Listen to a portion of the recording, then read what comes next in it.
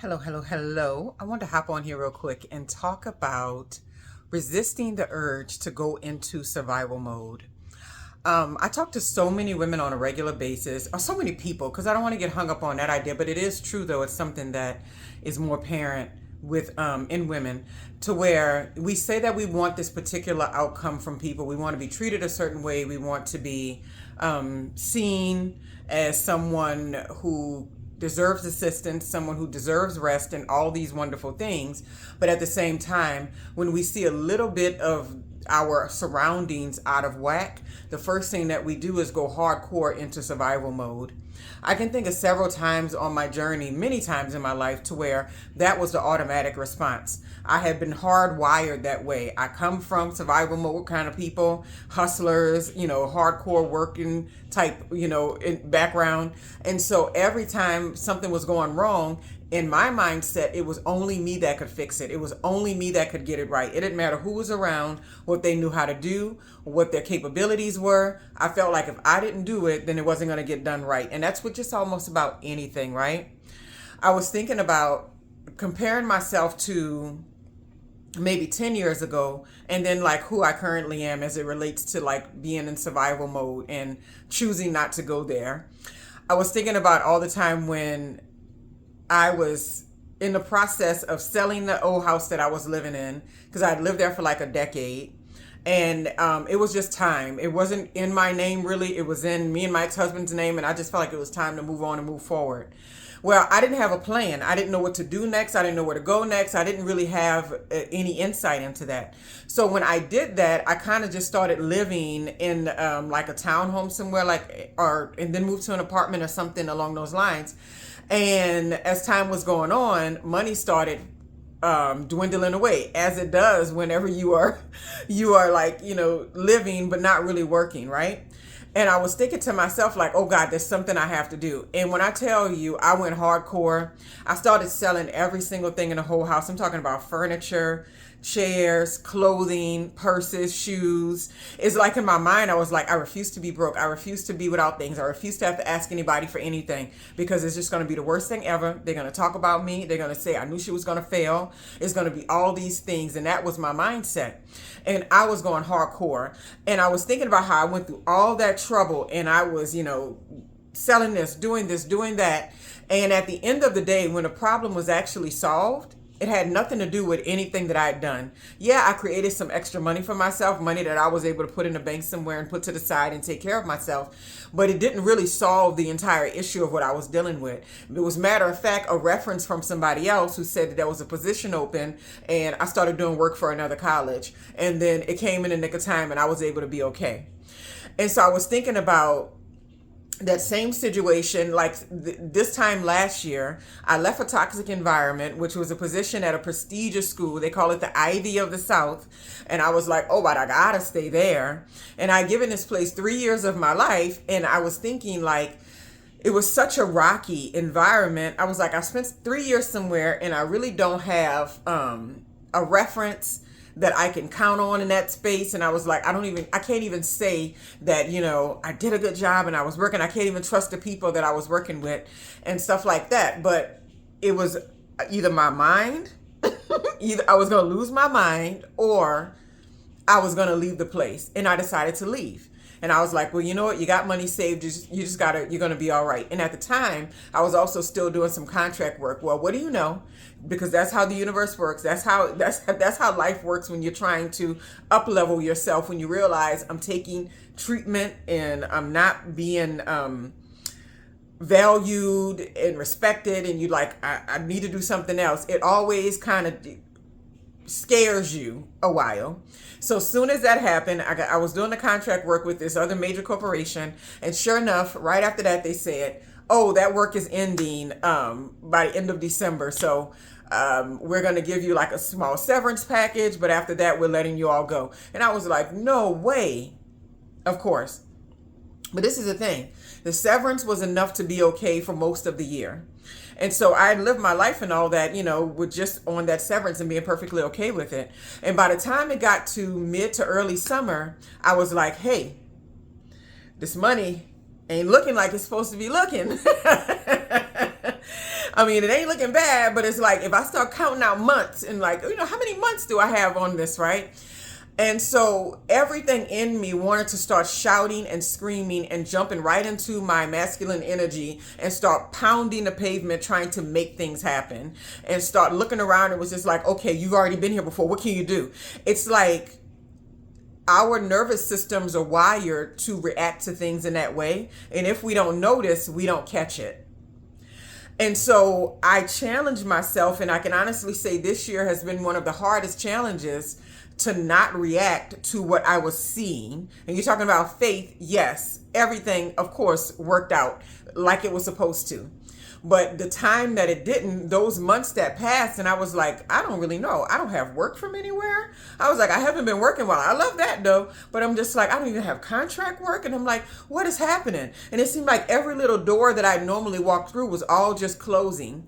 I had to resist the urge so bad to not go into survival mode and to not get into that heavy masculine energy to where I'm just like, forcing things, trying to make things happen, pounding the pavement, making phone calls to people that you shouldn't be making phone calls to, trying to make connections that have died because they needed to die, and just getting into that space to where you don't trust anybody or anything in the environment but yourself to handle it.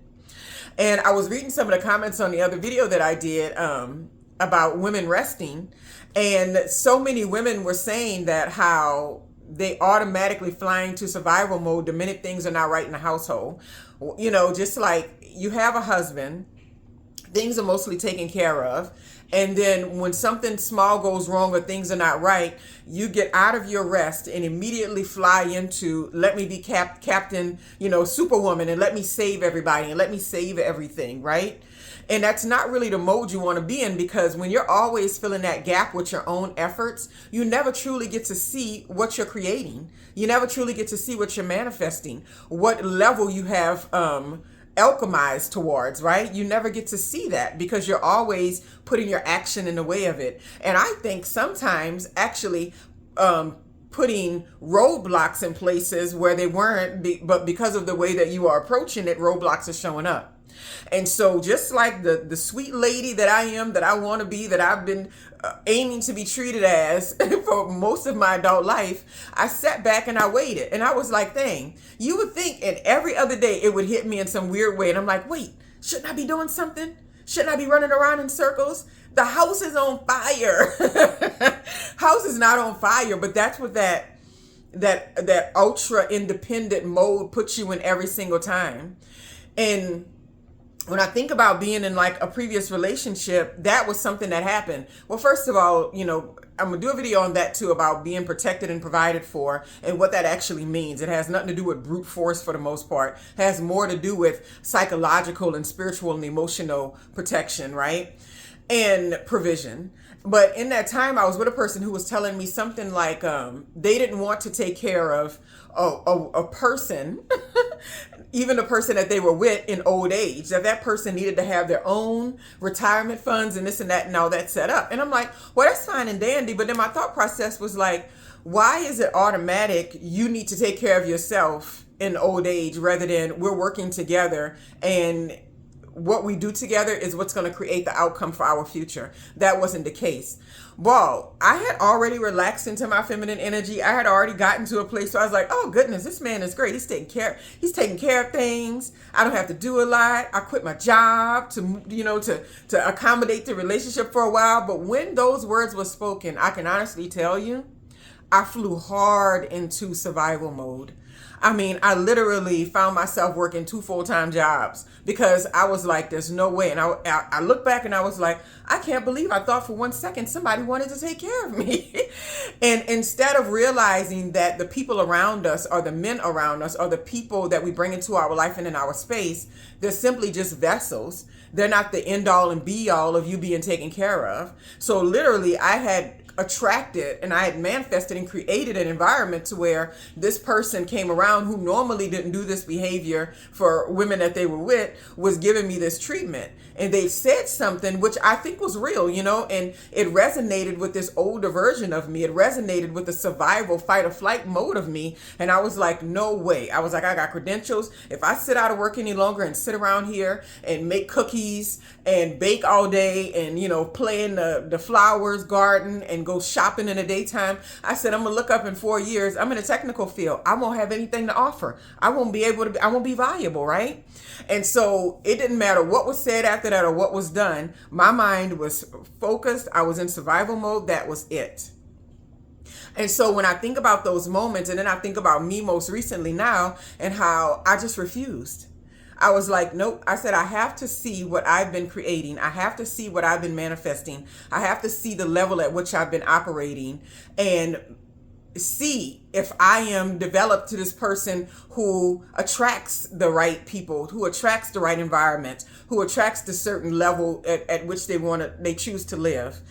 And sure enough, I did nothing.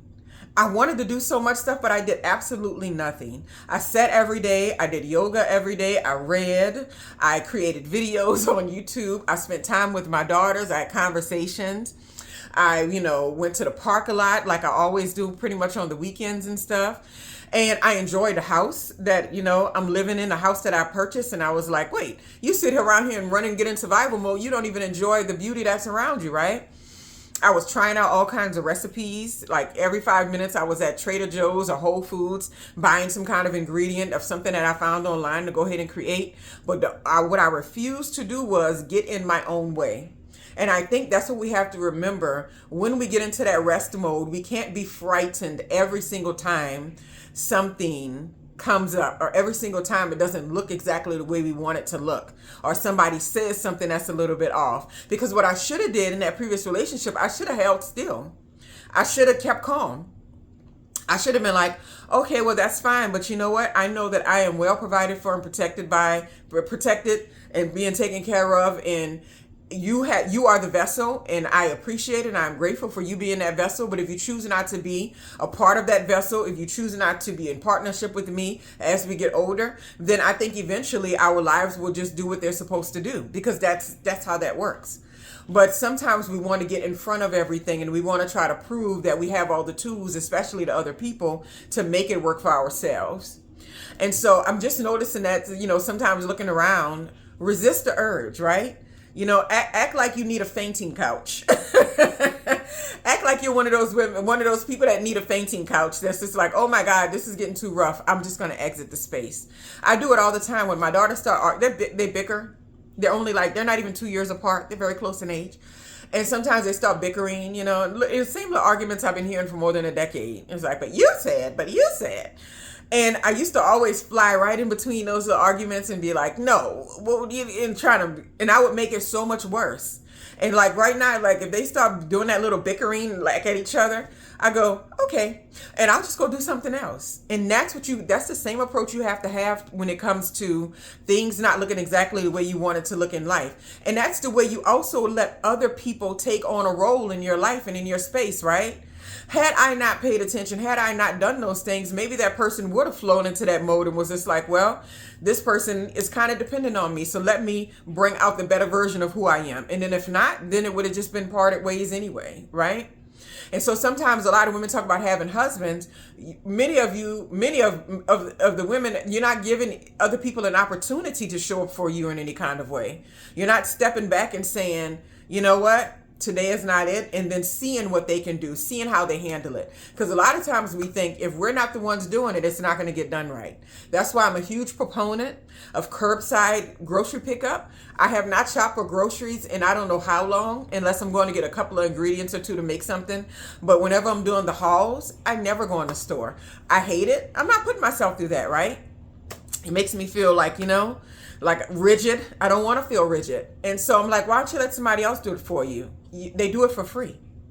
All you got to do is open your trunk. And it's like one of the best decisions I ever made. Sure, every now and then I get something that I didn't order, right? I got some smoked turkey meat the other night. Sure, every now and then there's something I ordered that's not in the bag. It's usually one thing. You just tell them that and they refund you, and you might have got to go pick up that one thing by yourself.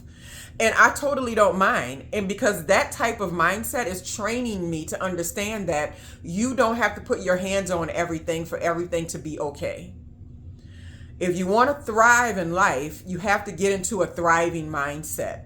And to be in a thriving mindset, you have to be willing to delegate. You have to be willing to sit back. You have to be willing to see how things play out and allow them to take care of themselves before you jump in and, do whatever you're used to doing and bringing yourself right back to the level at which you've always been operating. And then we go, oh, I can't get rest. Oh, nobody cares. Oh, I'm always hustling and bustling. I watched my mom do this. She would always complain about how nobody would do anything, would clean up this. Y'all don't clean up that. Y'all don't do this. And she would fly right into doing it. And it's like, don't try to help her because she don't want your help anymore because you're not going to do it right. Instead, what she should have did is like the way that I do. I was like, girls, y'all showers need cleaning because, they have their own bathrooms, which is a lot less conversation now. And I bought them both for Dawn liquid detergent. And I was like, put this in your bathroom, put that in their scrub brush. And I mentioned it. Your showers need to be clean. They don't like to be told things a bunch of times.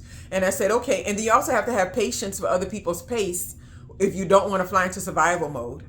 And so now that I've mentioned it already once, I'm going to mention it again tomorrow if it's not done. And then I'm going to be like, I already said it twice. I was like, why haven't y'all? And you got to take all of that aggravation out of it and allow other people to operate at their own pace so that you can have things done for you, so that you're not burnt out and you're not overwhelmed and you're not always in that survival mode. And so that you can thrive and you can truly rest in your femininity. You can truly rest in your, in what you've created. You can truly rest in your manifested peaceful life instead of always jerking yourself out of it every time things don't look perfect. Anyway, as usual, I can go on about that forever. I hope you all have a wonderful, wonderful day.